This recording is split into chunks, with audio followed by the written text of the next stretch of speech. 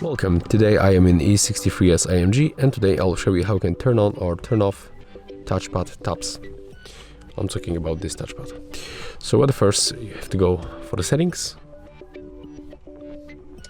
Next you have to go for the system, go for the controls, and then you have to go for the touchpad tab.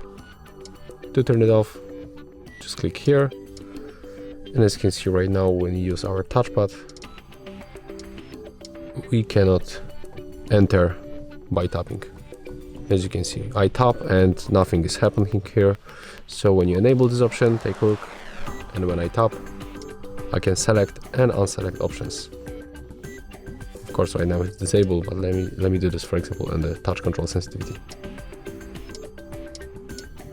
And all operation I make with this touchpad. So yeah, if you want to get rid of that of the tap of your touchpad in this car, just unselect like that.